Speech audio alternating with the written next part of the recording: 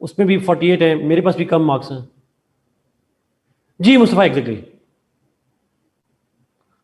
Ayesha just 3 transcript. मुझे please political science के marks और आईआर के मार्क्स जरूर बताइएगा प्लीज, अगर आपको पता चला।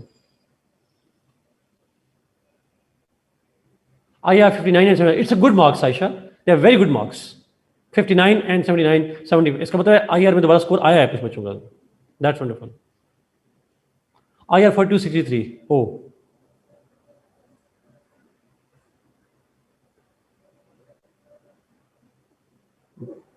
पहली ट्रांसक्रिप्शन के खुश हुए, और तीसरी में आईआर 41 हो। Political science में 120, they are less than they should be ji. Political science में you should have at least more than 130। 120 से ऊपर होंगे तो सेटिस्फैक्ट्री है, 130 से ऊपर गुड है।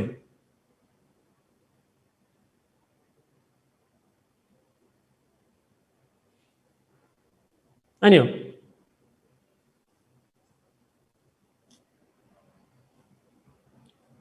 ज़ुल्फ़िकार दिस ईयर वापस आ जाऊं साथ, वापस आते हैं जी टॉपिक पे। यस अमीर हमजा 140 क्या 155 160 पे अचीवेबल।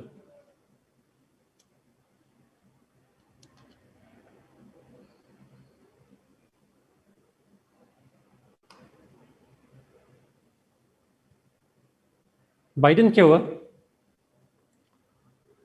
ओके हाँ, चलते हैं जी आगे।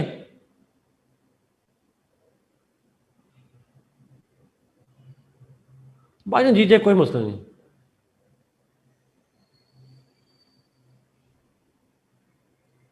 हमारी हर ख्वाहिश थोड़ी दुनिया में पूरी होती है, कोई बात नहीं। अच्छा इस पे कुछ सवाल पूछे जी, इसका मैं एक पॉइंट अभी कर लेता हूँ, फिर इसका एक पॉइंट रहता है इसकी मॉडर्न दोस्त से रेलेवेंस, फिर हम आगे चलते हैं।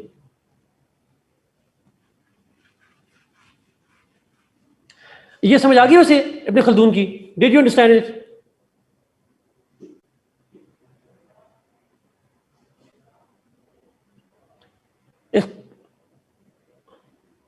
ओके ग्रेट, लेट्स मूव जी। चलते हैं। रेलेवेंस, इब्ने खल्दून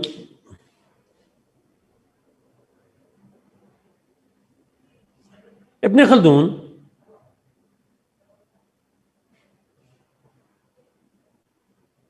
जी मेरा एग्जैक्टली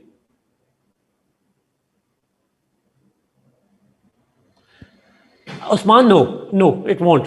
को आप आखिरी लफ्ज में ना थोड़ा, क्लास स्ट्रगल स्टार्ट होगी विद इन वन असबिया जो कोर में है। कोर के अंदर असबियाज नहीं, कोर असबिया। कोर असबिया जो है, एक असबिया है, उसके अंदर क्लासेस में कॉन्फ्लिक्ट शुरू होगा। इंट्रा असबिया कॉन्फ्लिक्ट कह सकते हैं आप जी। इकरा मैंने बताया अभी 40 ईयर्स का रैशनल है generation age.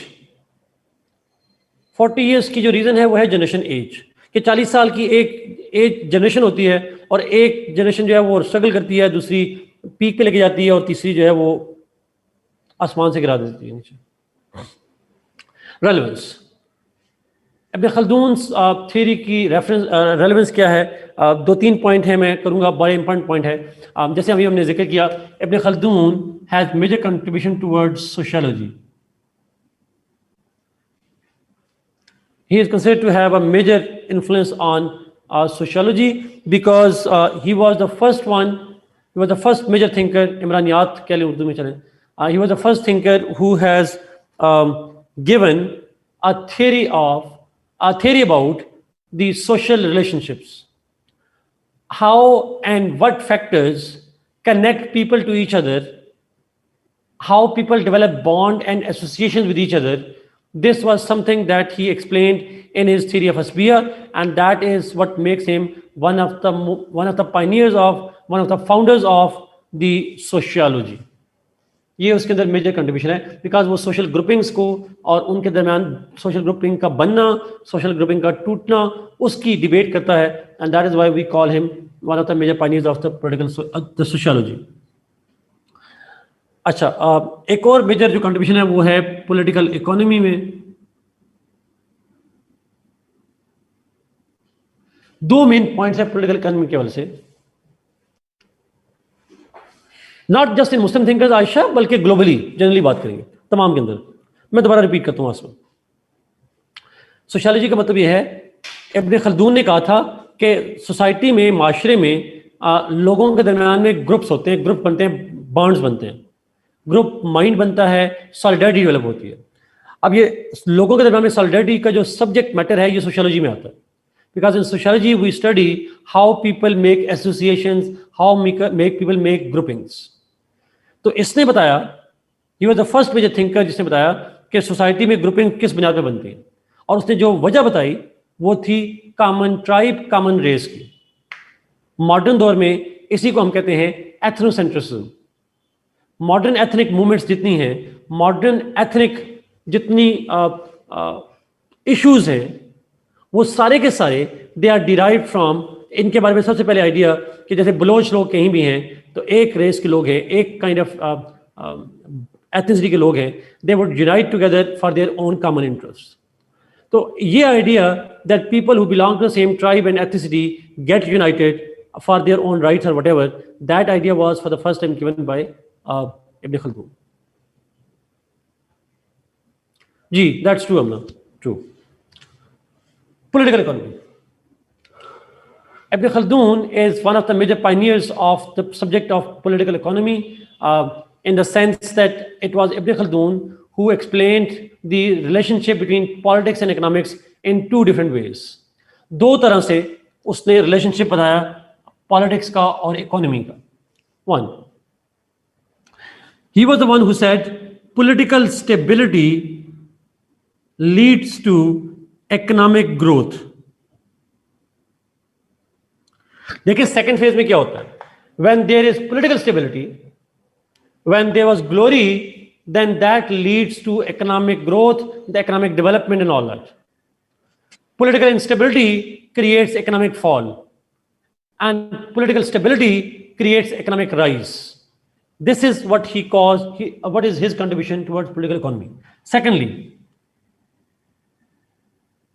fall of state is caused by economic factors. The economic disparity creates social rifts, and economic disparity leads to the downfall of states. Economic disparity होगी, rich और poor में gap ज़्यादा होगा तो state collapse कर जाएगी. That idea that economic disparities are directly linked with the fall of the state, that is the one which was produced by Ibn Khaldun. तो ये दो मेन theories हैं political economy के हवाले से जो बात करता है.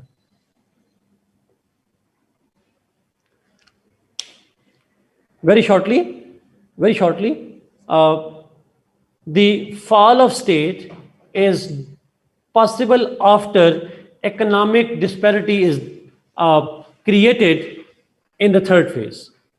Third phase में जब economic disparity create होती है, the ruling class gets richer and the ordinary people of the sphere get weaker and poorer. तो this gap weakens the bond and brings down the entire state. State का fall हो जाता है, वो weak हो जाती है, वो कमजोर हो जाती है, वो crash कर जाती है because of economic disparity. And he was the one who proposed this idea. Third, अगर अब आप सर मुझे प्लीज हेल्प कीजिएगा, इब्न खल्दून की हमने जब थ्योरी से पहले, इसका टाइम फ्रेम देखिएगा, इससे पहले हमने प्लेटो, अरिस्टोटल, मुस्लिम थिंकर देखे एक दो। अगर आप गौर करें तो तमाम ग्रीक्स का और मुस्लिम थिंकर्स का एक ही फोकस था, और वो फोकस था स्टेट के ऊपर। How state controls the citizens, ऐसा ही था। How the ruler should govern, how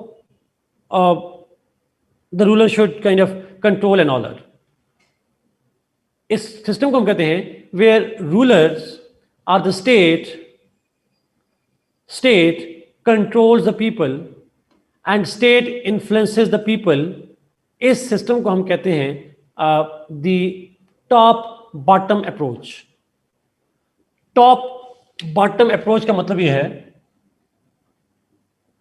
कि स्टेट टॉप पे होती है और वो नीचे बॉटम पे लोगों को डिक्टेट करती है। People don't bring change in state, state brings changes in the people. ये एक जनरल आइडिया था इससे पहले। बट मेरा आपसे सवाल यह है, इब्ने खल्दून के नजदीक स्टेट का राइज या फॉल, स्टेट की वजह से सोसाइटी में डिवीजन आती हैं या सोसाइटी में यूनिटी आती है, या यूनिटी की वजह से स्टेट पे असर पड़ता है?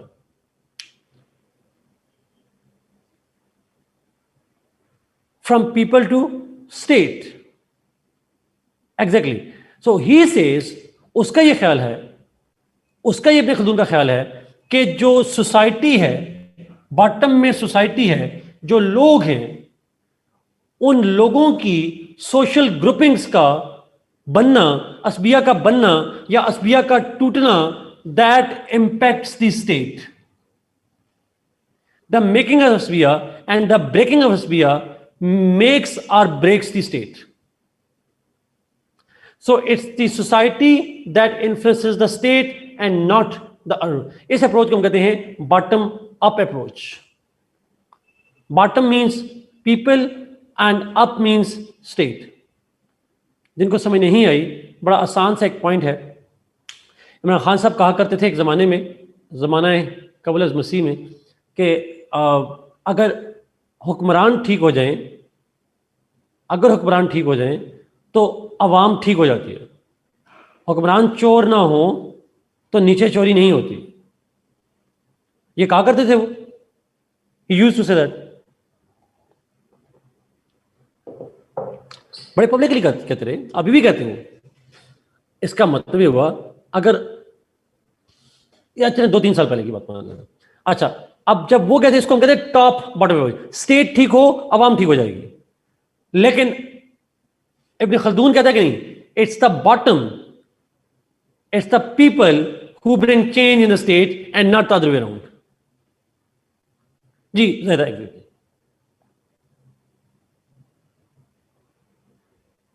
Exactly true. तो द पॉइंट इज ये, अच्छा इसको हम आइडिया कहते हैं। अब ये सुनिएगा प्लीज, एक टर्म यूज कर रहा हूं आपने,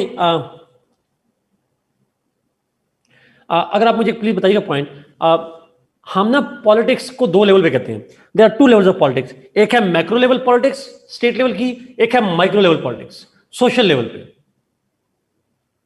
एक है पॉलिटिक्स सोशल लेवल पे, एक है मैक्रो लेवल पे। तो इब्ने खल्दून का फोकस किस पे है, मैक्रो पॉलिटिक्स पे या माइक्रो पॉलिटिक्स पे?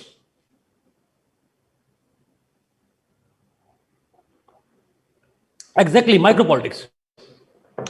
His focus is more on at the local level. Exactly, वो देखता है सोशल चेंजेस कैसी आती हैं, पावर स्ट्रगल। अच्छा, आपको पता है पॉलिटिक्स का मतलब, जब हम कहते हैं पॉलिटिक्स का मतलब होता है स्ट्रगल फॉर पावर, उसके नजदीक स्टेट लेवल पे पावर स्ट्रगल के बजाय वो इन्फ्लुएंस होती है ग्रास रूट लेवल पे, लोगों के दरमियान में पावर स्ट्रगल होती है, असबिया के अंदर पावर स्ट्रगल होती है, एक असबिया की दूसरी असबिया से पावर स्ट्रगल होती है, और उसका इंपैक्ट आता है स्टेट के ऊपर।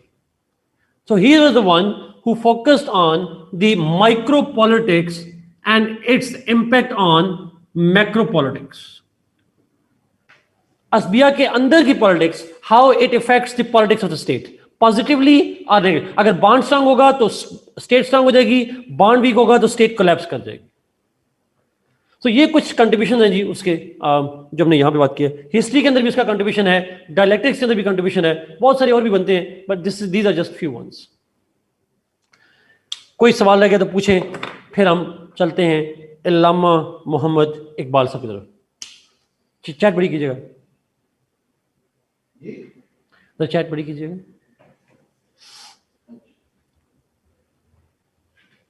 Hamza, answer to your question is yes. Thinker पे वो क्रिटिसिज्म पूछे और रेलेवेंस पूछे तो लिखनी है, वरना नहीं लिखनी। मैगडेलिक, does it apply to state like Pakistan? लिखेंगे नहीं पेपर में, but I don't think it applies to Pakistan. Pakistan पे कोई थ्योरी अप्लाई नहीं होती।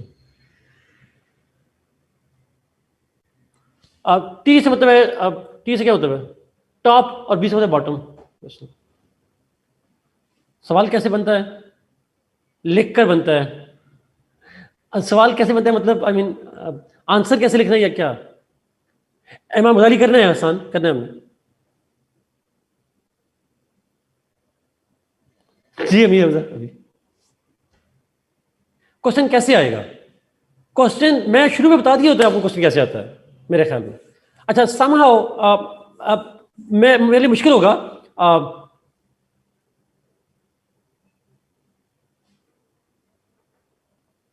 रमशा इसको जरा पब्लिक कर दें प्लीज ताकि बाकी बच्चे भी देख लें। अच्छा मैंने कहा था कि इसका क्वेश्चन की वर्डिंग कुछ भी होगी उसका थ्योरी ऑफ असबिया से लिंक करना है आपने।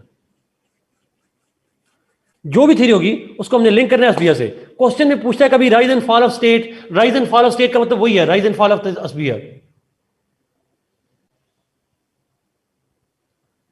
देखा लोकल गवर्नमेंट सेंस में नहीं है, इसका मतलब है कि लोकल लेवल की politics. Thank you Ramsha for sharing over here. लेकिन हम पाकिस्तान में अप्लाई नहीं करेंगे उसको। वेस्टर्न में मॉन्टेस्क हमने करना है वो आखिर में जाकर करेंगे। जी हसान घुमा फिरा के लिखना है, एग्जैक्टली क्वेश्चन के एंगल में रिपीट करना है। नहीं असद मैं बिल्कुल सिक्सेस एंड फोर्सेस पे नहीं हूँ, सिक्सेस और फोर्स पे नहीं हूँ। सॉरी अगर आपको लगा है इससे किसी को, I am not offending anybody. हाँ जस्ट ऑनलाइन क्लास से ना बंदा थोड़ा बोर हो जाता है तो इंटरेक्टिव रखना पड़ता है। हमारा अगर क्वेश्चन में सिर्फ एग्जामिनर क्रिटिसिज्म का पूछे पहले थ्योरी लिखें फिर क्रिटिसिज्म लिखें point.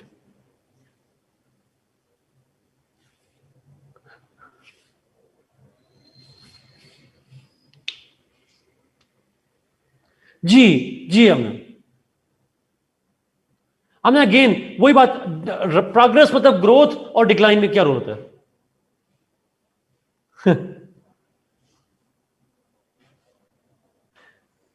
Maryam material for this जो बुक्स मैंने रिकमेंड, अच्छा वैसे आपको आप में से कोई मुझे मेल करे तो मैं आपको ना सेंड कर दूंगा वो एक बंदा कोई सेंड कर दे मेल और मैं उसको सेंड कर दूंगा वो क्या नाम है इसका ये असबिया की रीडिंग भी शेयर कर दूंगा आपके साथ। मैंने कहा था मैं खुद शेयर करूंगा तो आई कैन शेयर इट, बल्कि मैं देखता हूँ अगर मेरे सामने तो आपको बता देता हूँ, आप गूगल से खुद ही पढ़ सकते हैं।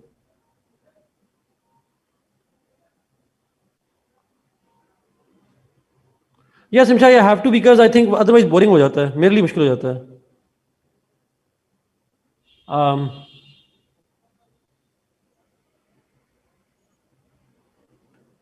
अच्छा लिखिए अपने पास, ये टाइटल लिखिए अपने पास ताकि किसी को मसला ना हो। हाँ जी फ्लो चार्ट लाजमी डालना है, लाजमी डालना है। जी बुक में है। आप इसीलिए मैं आपको बोल रहा हूँ जी टाइटल लिखें। अब आप लोगों ने कमेंट नहीं करना, मैं बोलूँ आप खुद ढूंढ लीजिएगा, हमारा नहीं करना बोला। ओके अब आपने नहीं बोलना, जी भी नहीं लिखना, एच भी नहीं लिखना। इब्न खल्दून थ्योरी ऑफ असबिया, इब्न खल्दून थ्योरी ऑफ असबिया and its application in modern Muslim society. कोई एक बंदा यहां पे टाइप कर दे बेशक please, Ibn Khaldun theory of असबिया and its application in modern Muslim society. कोई 4-5 राइटर हैं जी इसके, आप गूगल करेंगे तो मिल जाएगा आपको। ये middle east journal of scientific research ने किया है। थैंक यू जायदा। Middle east journal of scientific research, अभी आप 1 मिनट में ढूंढ के इधर शेयर भी कर लेंगे।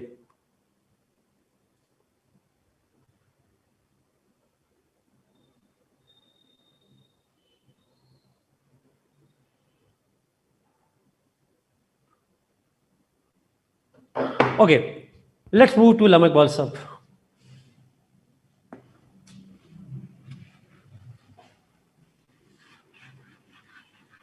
जिनके पास चौधरी असलम साहब की बुक है मेरे ख्याल में उसमें लिखा हुआ है, अलग से लिखा हुआ मजर लक की बुक में भी है, बट अच्छा नहीं है मजर लक की बुक में।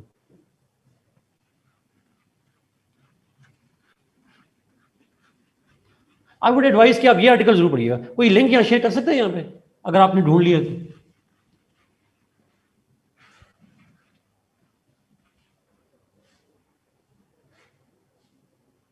वो भी ये जरूर पढ़ें, ये आर्टिकल सबसे अच्छा है, ये किसी और जगह पे अच्छा नहीं लिखा हुआ। ये आर्टिकल जरूर पढ़ें प्लीज सारे, जिनके पास मेरी बुक है तो भी।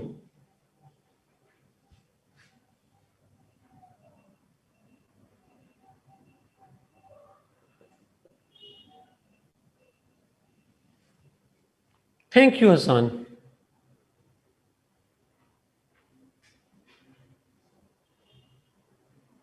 किन की बर्थडे आ रही है? आर्टिकल रिदा ये अभी आगे जो मैंने बोला था अभी इस पर।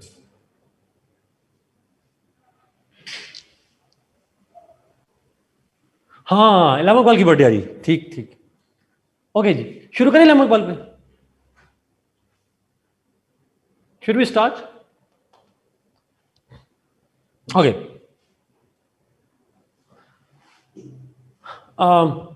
उसकी बायोग्राफी, उनकी बायोग्राफी करने की जरूरत है? Do we need his biography या पढ़ लेंगे?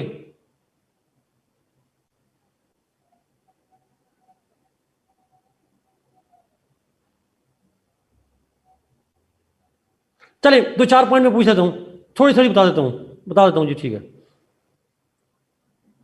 वेरी शॉर्टली, जल्दी से, कहां पैदा हुए थे? Where were he born? Sialkot. कब पैदा हुए थे? मुझे भी नहीं पता, बट आई गेस 1876 में, 1877 था। थैंक यू अवैस शेयर करने का। फिर इलामा इकबाल और उसकी मिक्स हो जाती है थोड़ा डेट ऑफ बर्थ। एनीवे 1877 में पैदा हुए सियालकोट में, बेसिक एजुकेशन सियालकोट से ली। Then he came to Lahore, यहाँ पे जीसी से उन्होंने बीए किया, जीसी से उन्होंने मास्टर्स किया। उस वक्त यूनिवर्सिटी नहीं थी, गवर्नमेंट कॉलेज ही था। यहाँ बीए और एमए किया यहाँ से फिलॉसफी के अंदर, ही स्टडीड फिलॉसफी। फिर बाहर के मुल्क चले गए, यूरोप चले गए, जहां जर्मनी से पीएचडी की और ब्रिटेन से बार लॉ किया। जर्मनी से की PhD in philosophy,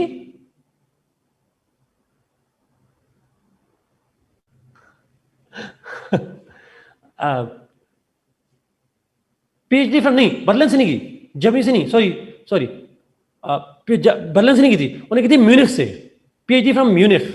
Umar, that's great Amir Hamza, that's wonderful. आमना मैंने पहले ही कहा था बायोग्राफी है, अब मैं कैसे चेंज कर लूँ? मैं अब उनकी यूनिवर्सिटी ऑफ म्यूनिख को ऑक्सफोर्ड नहीं बना सकता, वो वही म्यूनिख ही रहेगी। चलें, यूके के बजाय हम इंग्लैंड कह देते हैं, ये कर सकते हैं। खैर जल्दी से करते हैं जी। पीएचडी की उन्होंने, फिर बार लॉ किया और फिर वापस आ गए इंडिया में। When he came back to India he started doing 3 things. 3 काम किए इंडिया में वापस आके उन्होंने पॉलिटिक्स में हिस्सा लिया। ही स्टार्टेड पॉलिटिक्स, और जिसमें ख्वाब देखा। Then he started practising law, उन्होंने लॉ की प्रैक्टिस की। और आखिरी काम जो उन्होंने किया वो थी शायरी, ही स्टार्टेड राइटिंग पोइट्री। हाँ सही बात है, पोइट्री मतलब करना शुरू कर दी। तो ये 3 काम किए और फिर मर गए, ही डाइज। कहाँ मरे आपको पता है? लाहौर के अंदर ही, जावेद मंजिल यहाँ पे है जगह। आप में से किसी ने जावेद मंजिल ट्रेवल किया? If not please do go over there. अच्छी एक हिस्टोरिकल जगह है, इंफॉर्मेटिव चीज़ है लाहौर में, जामिया नईमिया के पास। अच्छा, आप इल्लामा इकबाल की जो किताबें हैं वो भी आपने पढ़ी होंगी सारी, अब वो बताने की ज़रूरत तो नहीं है मेरे ख्याल में। आसान, वहाँ बैठ के क्लास ले लें, इसमें कौन सी बड़ी बात है। जी, बाने दरानी, बांगे दरा, जावेद नामा, शिकवा, बाले जबरील एट्सेट्रा, उनकी पोएम्स के अलावा कोई किताब है? डज ये book other than poems? Ali ये बुक एग्जैक्टली ये बेसिकली एक उनकी कलेक्शन ऑफ डिफरेंट जो उनकी स्पीचेज हैं, जो सरमन्स हैं उनका। यस, नहीं ये थीसिस नहीं है अली इनका, ये उनका बेसिकली जो क्या कहते हैं, खुतबात का मजमूआ है, एक reconstruction of religious thought in Islam. Shikwa Jawab भी है, ये सारी, ये शिकवा जवाब पोइम्स हैं सारी, जो उनकी प्रोज में है वो एक ही किताब है, and that is compilation of his sermons, जिसको हम कहते हैं reconstruction of religious thoughts in Islam. Anyway, ये बेसिकली बायोग्राफी जी, मैं मजीद बात नहीं करूंगा इसके बाद। इसमें 2-3 चीजें, लाहौर से पढ़े, सियालकोट में पैदा हुए, जीसी से पढ़े, बीए एमए किया, जर्मनी से पीएचडी की, म्यूनिख से, ब्रिटेन से जाके बार लॉ किया, और फिर पाकिस्तान में पॉलिटिक्स की, शायरी की और प्रैक्टिस की जाके, और मर गए और किताबों के नाम आने चाहिए। ये 5-6 मेन चीजें। Anyway, let's move. उसकी थ्योरी पे सवाल क्या था? अच्छा, उनकी थ्योरी पे 2 तरह से सवाल आया हुआ है। एक है इज्तिहाद का सवाल, लेकिन मोस्टली उन पे सवाल आता है कॉन्सेप्ट ऑफ उम्मा। पैन इस्लामिज्म, उम्मा का कॉन्सेप्ट पे सवाल आता है। तो मैं उम्मा की बात ज़्यादा करूंगा। जो दूसरा पॉइंट है इज्तिहाद वाला, वो इल्म इकबाल का कॉन्सेप्ट अलग नहीं है, वो वही इस्लामिक कॉन्सेप्ट है जो रिकंस्ट्रक्शन ऑफ रिलीजियस थॉट में चैप्टर 5 पढ़ेंगे तो उसके अंदर वही है इज्तिहाद। तो इस्लामिक कॉन्सेप्ट ऑफ इज्तिहाद, मेरा ख्याल है आपने पढ़ा हुआ होगा इस्लामियात में, आप लोगों ने पढ़ो, खुद ही इसमें आ जाएगा, रिमशा इसी में खुद ही आ जाएगा। आपने इज्तिहाद का कॉन्सेप्ट पढ़ा है इस्लाम का इस्लामियात में?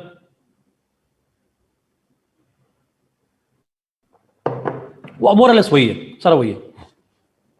अगर आप रिकंस्ट्रक्शन ऑफ रिलीजियस थॉट में जाएंगे तो 5वां चैप्टर भी है। Ali, I agree, it's very difficult, I understand that too. उम्मा जी, लेकिन उसको किरण लिंक करना है इल्म इकबाल से भी थोड़ा सा। हमने का जी, कॉन्सेप्ट ऑफ इत्तेहाद एंड उम्मा, ये वाला। Let's start with the context. जी फाइजल। अच्छा, मैं कभी कभी बच्चों को कॉन्टेक्स्ट इतना लंबा कर देता हूँ इस लेक्चर में कि कॉन्टेक्स्ट ही थ्योरी बन जाती है। तो बाज़ वक़्त मैं अगर लंबा कर जाऊँ बोलते बोलते तो मुझे आप टोक दीजिएगा, सर काफ़ी नहीं हो गया कॉन्टेक्स्ट, वरना थ्योरी भी इस उसको हम कॉन्टेक्स्ट शॉर्ट करके थ्योरी लंबी कर दें, बात वही हो जाएगी। तो कॉन्टेक्स्ट में लिख दें या उसको थ्योरी में लिख दें, बात वही आ जाएगी। अच्छा, अब इल्म इकबाल ने थ्योरी ऑफ उम्मा क्यों दी, या इवन इत्तेहाद का कॉन्सेप्ट करेंगे तो वो भी क्यों दिया उन्होंने? लेट मी एक्सप्लेन कि उनकी ये थ्योरी क्यों है। आपको उम्मा का मतलब तो आता है ना? उम्मा का मतलब क्या है? यूनिटी ऑफ मुस्लिम्स, उम्मत, yes, one nationhood, yes, pan Islamism इसको कह सकते हैं, ये टर्म्स हम यूज करते हैं इसके लिए। Okay, let's see on this one.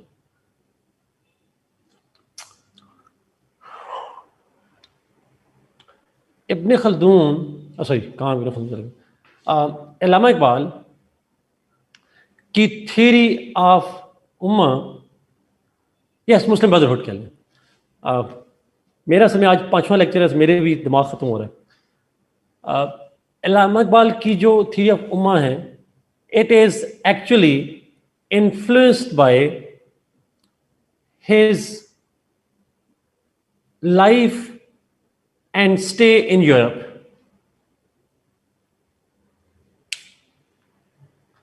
नहीं जुल्फकार नहीं,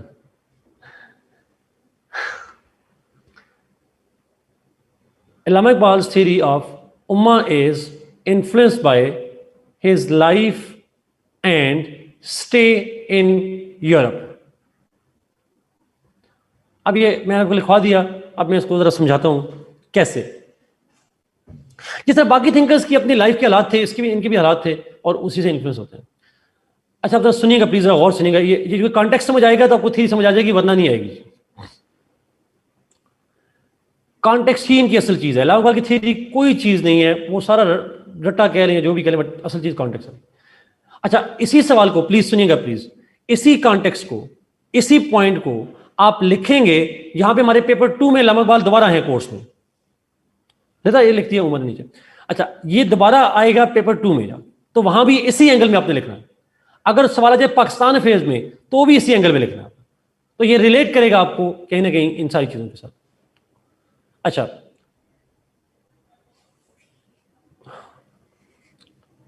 कॉन्टेक्स्ट शुरू करने, अभी कॉन्टेक्स्ट शुरू करने लगा, कॉन्टेक्स्ट करते हैं। अच्छा, होता है इस तरह से है कि इल्लामा इकबाल जब इंडिया में थे, जब पैदा यहाँ सियालकोट में हुए, इंडिया में थे यहाँ पे, उस वक्त इंडिया चूंकि अलग नहीं था, हम एक थे, तो अनडिवाइडेड इंडिया के अंदर उन्होंने सब्जेक्ट कौन सा पढ़ा था, व्हाट ही स्टडीड यूनिवर्सिटी में जाके? It was philosophy, yes.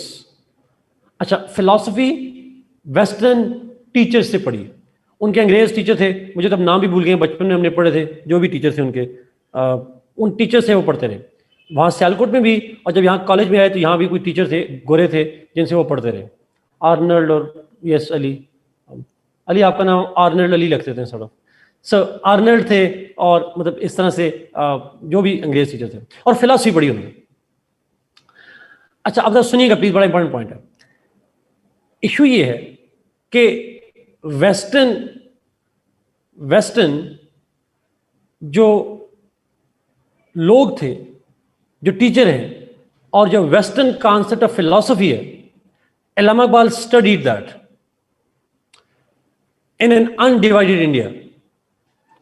और उसका इंपैक्ट ये पड़ा दैट जब अल्लामा इकबाल यहां पे थे, इंडिया में थे, तो he was heavily influenced by the western thought, western ideas, western thought, उनका बड़ा इन्फ्लुएंस था अल्लामा इकबाल के। उन इन्फ्लुएंसेस में से एक इन्फ्लुएंस अल्लामा इकबाल पे था कॉन्सेप्ट ऑफ नेशनहुड का। अल्लामा इकबाल was influenced by, जी ये सारा लिखना है आपने, you have to write all of it. Allama Iqbal was influenced by the Western concepts, Western ideas, and in particular was the idea of nationhood.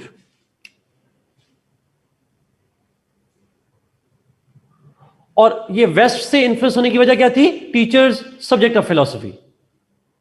अनपढ़ होते तो शायद इन्फ्लुएंस ना होता, अंग्रेज टीचर ना होते तो इन्फ्लुएंस नहीं होता। तो अंग्रेज टीचरों से वेस्टर्न कॉन्सेप्ट ऑफ फिलॉसफी पढ़ा यहां से, और उनसे इन्फ्लुएंस हुए, तो उनके जो दिमाग में मीनिंग आए, कॉन्सेप्ट या टर्म्स के मीनिंग सेंस डेवलप हुए, they were influenced by the western concepts. और उनमें से एक कॉन्सेप्ट था नेशनहुड का। वेस्ट में नेशनहुड का कॉन्सेप्ट क्या है, ये हम जाके पढ़ेंगे बाद में। प्रॉब्ली अगला लेक्चर अल्लामा इकबाल आज खत्म हो जाता है तो अगला लेक्चर इसी पे होगा, या अगला नहीं हुआ तो उससे अगला तो लाजमी होगा, बट मेरे ख्याल में अगला लेक्चर हम इसी पे रखेंगे। अच्छा जी जुल्फ़िकार, तो उन्होंने क्या किया, वेस्ट, अच्छा किसी को आइडिया है वेस्टर्न कॉन्सेप्ट स्टेट? चलिए मैं आपको हिंट देता हूं, वेस्टफिलियन कॉन्सेप्ट का आइडिया है किसी को? If somebody has an idea तो प्लीज मुझे हेल्प कीजिएगा, एंडोर्स कीजिएगा। जी अली, ग्रेट। अच्छा, इशू ये है कि जो वेस्टर्न कॉन्सेप्ट है स्टेट का या नेशन का, वो डिराइव होता है एक 1648 में ट्रीटी हुई थी, ट्रीटी ऑफ वेस्टफालिया। अच्छा, अब ये जो पॉइंट मैं आपको बता रहा हूं, ये आपने लिखना नहीं है पेपर में यहां पे, लेकिन ये क्योंकि हम चीज एक लेक्चर के बाद दोबारा पढ़ेंगे, वहां लिखनी पड़ेगी, तो मैं यहीं एलेबोरेट कर देता हूं। मैं यहां एलेबोरेट करूंगा, लिखनी यहां नहीं है, लिखनी आपने अगली क्लास के अंदर। Yes Ali, exactly. नहीं मुस्तफा, ये और है, ये और नहीं, वुडरो विल्सन वाली नहीं है। ये हुई थी 1648 में, वुडरो विल्सन फायदा आया था वर्ल्ड वॉर 1 के बाद, दरम्यान में सिर्फ 200-300 साल का फर्क है। अच्छा, नाउ वेस्टफेलिया, WEST ऊपर लिखा हुआ लोगों ने, वेस्टफेलिया। अच्छा, नाउ इस ट्रीटी में different European states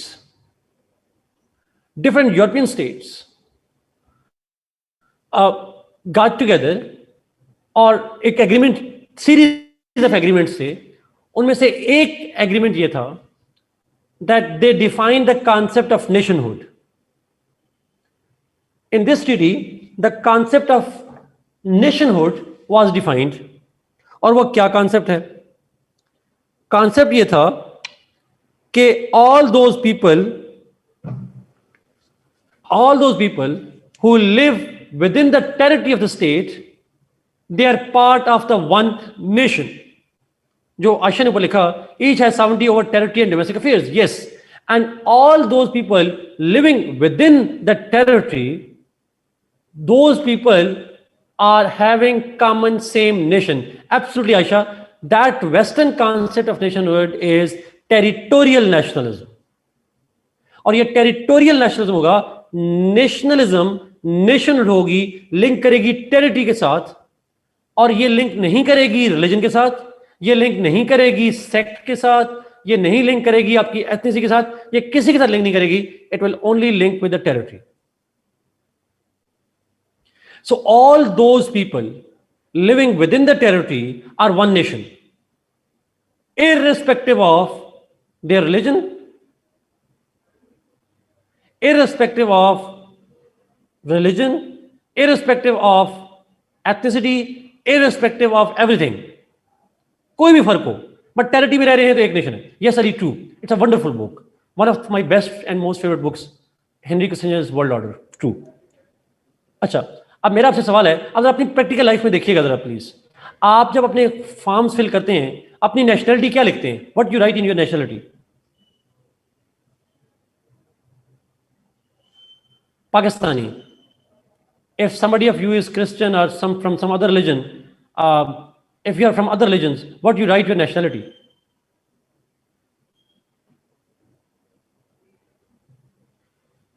It's still Pakistani. Even if you are a Jew or a Christian or whatever you are, you write Pakistani. It's because nationhood is common. And the only thing that common is not religion, not sect, not ethnicity, but territory. It's the territory that defines our nationhood. Zulfikar, absolutely. Allama Iqbal was so influenced by this idea that he wrote this concept. अब ये वैसे आया था concept nationhood का. उन्होंने कहा सारे जहां से अच्छा हिंदुस्तान हमारा, हम हैं बुलबुलें इसकी, ये है गुलिस्तान हमारा. अब मेरा सवाल ये है, ये इसमें हमसे क्या मतलब है? सारे जहां से अच्छा हिंदुस्तान हमारा, हम हमारा क्या मतलब है? क्या मतलब वो मुसलमानों की बात कर रहे हैं, ये तमाम की बात कर रहे हैं? All people of India, and is irrespective आप मुस्लिम हैं या नहीं हैं, तमाम इंडिया के लिए. इसको कहते हैं अल्लामा Iqbal was influenced by the concept of Western concept of nationhood, and therefore he believed in Indian nationalism.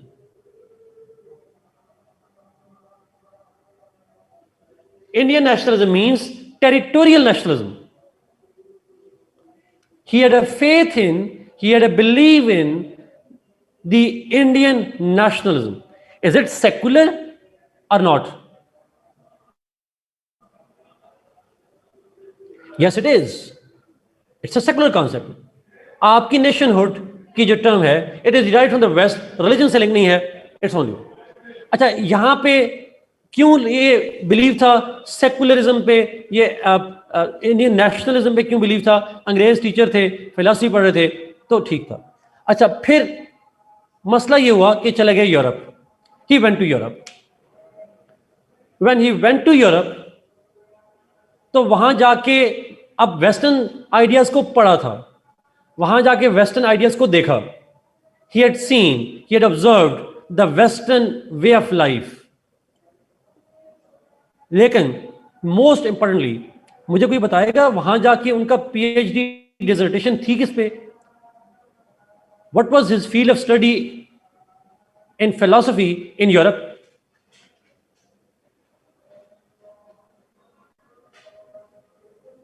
Philosophy में क्या था?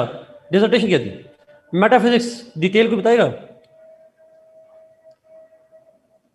उनका एग्जैक्ट टाइटल था जी, the development of metaphysics in Persia. Yes, metaphysics in Persia. Hamza. अच्छा, मेटाफिजिक्स किसे कहते हैं? Metaphysics means something that is beyond physics, something beyond material. Not necessarily mysticism, Saad Rahman. It can be. इसकी अब anything that is beyond. अब मिसाल देता हूँ छोटी सी साथ. फॉर एग्जाम्पल, आप जिसको आप सुपरस्टिशन कहते हैं, वो भी मेटाफिजिक्स में आता है.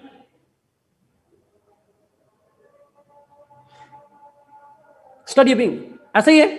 सुपरस्टिशंस, वहम, मंगल को ये नहीं करना, काली बिल्ली वाली चीजें, यू नो, सुपरस्टिशंस हैं सब. The non physical things, non physical. अच्छा, इसी तरीके से आप सुपर नेचुरलिज्म के अलावा जब आप सुपर नेचुरल ऑब्जेक्ट्स की बात करते हैं, जन्नात की, परियों की, फरिश्तों की, that kind of thing is also part of the metaphysics. और तीसरी चीज आती है जो साथ आपने लिखा, स्पिरिचुअलिज्म और mysticism. That is also part of the metaphysics. Yes, abstract ideas, Harim, exactly. Good, bad, right, wrong, ये सारी चीजें उसमें आ जाती हैं. Now, he was studying. अब metaphysics का मतलब तमाम abstract चीजें हो सकती हैं. Supernaturalism, notions of good and bad, values, mysticism, ये सारी. इन सारों में अल्लामा Iqbal was working on the development of Islamic mysticism in Persia. Title था development of metaphysics in Persia, and with in that he was interested in the Islamic mysticism in Russia, in Persia. Sorry, Persia का मतलब पता है ना, it means Iran. Iran में Islamic spiritualism की growth कैसे हुई, ये उनका बेसिक टाइटल था। अब यहां पे थे, वेस्ट को पढ़ते रहे और वेस्ट वालों से पढ़ते रहे, वहां गए, अब वेस्ट वालों के साथ रह रहे हैं और पढ़ किसको रहे हैं? What is he studying? Islam, Persia भी और इस्लाम भी। इस्लामिक हिस्ट्री, इस्लाम में कॉन्सेप्ट क्या है अब सुपरनैचुरल का, इस्लाम का कॉन्सेप्ट ऑफ मिस्टिसिज्म क्या है, इस्लाम की हिस्ट्री क्या है। ही स्टार्टेड, यहां पे रह के वेस्ट को पढ़ते रहे, वेस्ट में रह के इस्लाम को पढ़ते रहे। When he studied Islam in the West and he observed the Western societies, he came to a conclusion that Islam is an entirely different set of way of life. Islam provides an entire different world of ideas. Islam is a parallel universe from the West. The Western civilization, the Western culture, the Western development has been distinctively different from the Islamic values, Islamic models of development, Islamic polity. Everything in Islam is entirely different from the West. इसीलिए उन्होंने एक शेर लिखा, एक जो आपने यकीनन सुना होगा, अपनी मिल्लत पे क़यास अक़वाम मगरब से ना कर, ख़ास है तरकीब कौम रसूल हाशमी। ऐसा ही है, अपनी मिल्लत पे क़यास अक़वाम मगरब से ना कर, ख़ास है तरकीब कौम रसूल हाशमी। जी लिख सकते हैं, आसमान लिखना है आपने तो। अगर नहीं याद होती जुल्फ़िकार तो ना करें, वैसे मेरे ख्याल में तो इतना मुश्किल नहीं है, आसान शेर है, करना चाहिए आपको पेपर में, उर्दू में लिखें। अब और क्या मुस्तफा, मेरा आपसे सवाल है कि ट्रांसलेट करेंगे अंग्रेजी में, जरा करें ट्रांसलेशन बस इसकी, ट्रांसलेशन करें जरा इसकी, या रोमन में लिखना है? उर्दू में लिखेंगे और ऑप्शन कोई नहीं आपके पास। अब ट्रांसलेशन ना करिएगा गलती कर भी प्लीज़, वो बहुत गलत हो जानी है। नहीं साथ प्लीज, बिल्कुल भी नहीं, बिल्कुल भी नहीं, रोमन में बिल्कुल नहीं लिखें। अपनी मिल्लत पे क़यास अक़वाम मगरब से ना कर, खास है तरकीब कौम रसूल हाशमी। मतलब यह है, Islam is a distinctive religion, you can't compare it with the waste.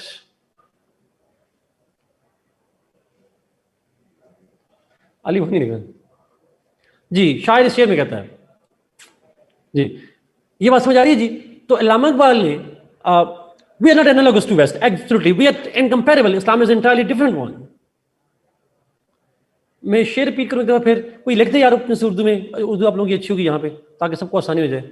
अपनी मिल्लत पे क़यास अक़वाम मगरब से न कर, ख़ास है तरकीब कौम रसूल हाशमी। ये उनको ख्याल कैसे आया? when he studied Islam and he observed the Western society. Therefore, when he returned, so he had entirely different understanding of different concepts. उनका तमाम जो कॉन्सेप्ट्स थे, उन कॉन्सेप्ट्स के हवाले से उनकी जो अंडरस्टैंडिंग थी, that changed, that completely changed. Thank you Hasan for sharing, thank you for sharing. अच्छा, पॉइंट प्लीज गौर से सुनिएगा। अब मेरा सवाल यह है आपसे कि अगर अल्लामा इकबाल यूरोप ना जाते या यूरोप जाके इस्लाम को ना पढ़ते, तो क्या उनका कॉन्सेप्ट चेंज होता? Never, it would have never changed. तो जब वापस आए और उनका पूरा कॉन्सेप्ट ही चेंज हुआ, उनकी अंडरस्टैंडिंग लेवल ही चेंज हुआ, तो उस चेंज में एक चेंज ये भी आई कि उनका कॉन्सेप्ट ऑफ नेशनहुड भी चेंज हो गया। His thinking was changed and therefore his concept of nationhood changed. from territorial nationalism, he believed that Islam is not a religion that can be confined to and whose loyalty can be confined to the territories. Islam is a universal religion and it creates universal relations. And he said, Islam में जो concept of nation होता है, it transcends the territory, and he developed the concept of Islamic nationalism or Muslim nationalism. The nationalism in Islam, the nationalism of Muslims is different from the Western concept of territorial nationalism. And what is that concept of Islamic nationalism? This is called Ummah. So Ummah is the Islamic concept of nationalism, which is different from the Western concept of nationalism. And the reason why he gave this theory was he studied Islam while living in Europe. This is the main context. I hope you got this idea. जी अली,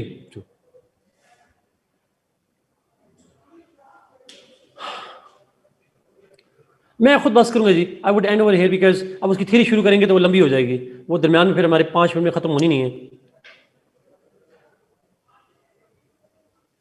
इसको लेकर हम शुरू करेंगे, फिर इसको link करेंगे. अब चूंकि पेपर भी तो भरना होता है, फिर उम्मा की थ्योरी है क्या, कॉन्सेप्ट क्या है, इसका लिंक फिर हम बताएंगे मर्द मोमिन के साथ, इसका लिंक बनेंगे खुदी के साथ, ये चीजें एक्सप्लेन करेंगे इंशाल्लाह.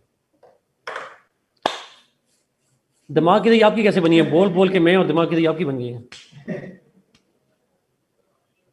शेर के बाद जो मैंने रिपीट बताया था, शेर के बाद मैंने शेर की तशरीह बताई थी. ज़्यादा good translation but it won't work out. His concept changed from territorial nationalism to Islamic nationalism. His concept changed that way.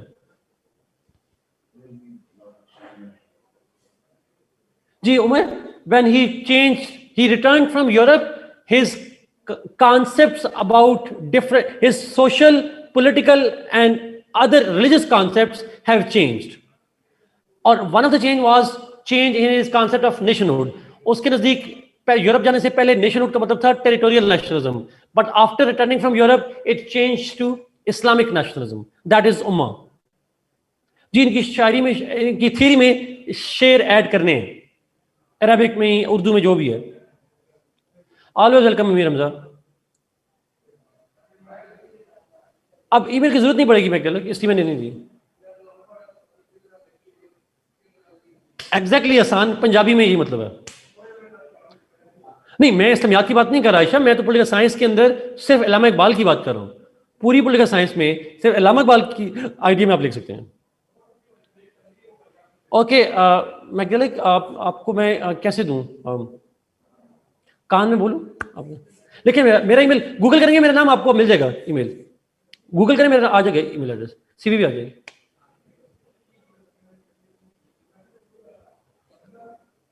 More Eyre marks. Ji Ayesha share करें प्लीज, हम वैसे भी वेले बैठे हैं, आज यही करना है.